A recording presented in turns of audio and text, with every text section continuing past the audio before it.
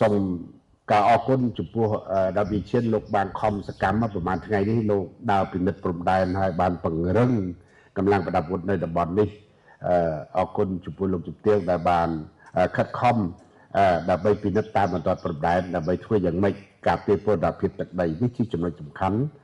ដែលលោកព្យាយាមនៅមើលថែសូម្បីតែទឹកគេប្រជុំលន់នៅឯសៀមរាបគាត់ក៏មិនបានទៅដែរព្រោះគាត់រវល់ជាប់មើលព្រំដែនរបស់គាត់សំខាន់ណាស់អរគុណចំពោះភាពរីកចម្រើនរបស់ខេត្តលើកមុនខ្ញុំមកបញ្ចុះបឋមសិលាលោកជំទាវមិននៅក៏ប៉ុន្តែខ្ញុំបានដេកនៅទីនេះខ្ញុំបានដើរពិនិត្យស្ថានភាពជាក់ស្ដែងនៅក្នុងទឹកដីនៃខេត្តបៃលិនរបស់យើងរីកចម្រើនច្រើនបាទបន្ទាប់ពីអាដាមអ៊ីឈៀនគាត់ធ្វើវិមានស្កឹមស្កៃមួយដែលជាវិមានឯករាជ្យហើយឥឡូវនឹងបានបន្តទៅស្ដោបឈ្នះរបស់យើងមួយទៀតនៅក្នុងទឹកដីរបស់យើងដើម្បីបង្ហាញឲ្យឃើញថានយោបាយឈ្នះបាននឹងបញ្ចប់នៅតំបន់នេះចុងក្រោយនៅឯខាងលវែងរបស់ខ្ញុំអានោះខ្ញុំឃើញមានភ្លើងគ្រប់ផ្លូវដែលគាត់ធ្វើបានពីមុនមកយើងជិះឡានស្ងាត់ចងំហើយភ្លើងទឹកអីក៏រៀងពិបាកឥឡូវហ្នឹងភ្លើងអគ្គិសនីសឹងទៅដល់ព្រំដែនណាឥឡូវហ្នឹងខ្ញុំឃើញមានអាភ្លើងនឹងផងអាសូឡាផងដល់ហើយ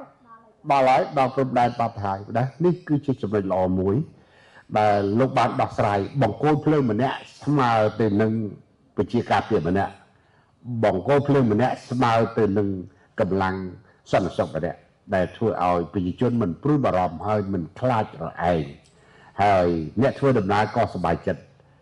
ល្អមែនតើនៅតែមិនទាន់ទៅសាកកាទៀវកន្លែងចាស់ប្រហែលកន្លែងនេះមិនដឹងថាវាឆ្កេញរបៀបមិនទៀតទេចាំរកពេលដើម្បីសាកល្បងបន្តទៅទៀតខ្ញុំឃើញផ្លូវខ្នល់ក៏យ៉ាងដែរលោងបាទល្អណាស់នេះគឺជាភាពរីកចម្រើនមួយដែលមិនខកចិត្តចំពោះការ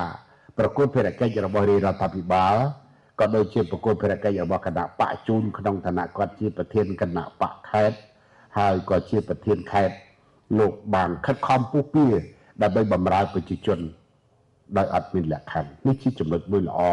ដែលជាគំរូហើយជាស្ត្រីមុនគេនៅទីនេះហើយបន្តមកបានទៅកោះកុងបាទទៅកោះកុងអញ្ចឹងលោកខំប្រឹងខ្នះខ្នែងណាខេត្តដែលមានមកកៅអីដូចគ្នាបាទមានកៅអីដូចគ្នាប៉ុន្តែលទ្ធភាពនៃការកសាងបន្តព្រំដែនរបស់គាត់ល្អខ្ញុំទៅដល់ព្រំដែនលើកមុនខ្ញុំជិះទៅដល់នោះហើយទៅដេកនៅព្រំដែននេះក៏ឃើញថាសម្ដាប់ធ្នាប់ក៏បានល្អប្រសើរច្រើនដែរភាពរីកចម្រើនដុះដាលវាទៅជាក្រុងមួយហើយបាទទៅជាក្រុងមួយល្អមែនតើសូមសម្ដែងការកោតសរសើរហើយក្នុងនាមរដ្ឋាភិបាលក្នុងនាមសមាគមអតីតយុវជន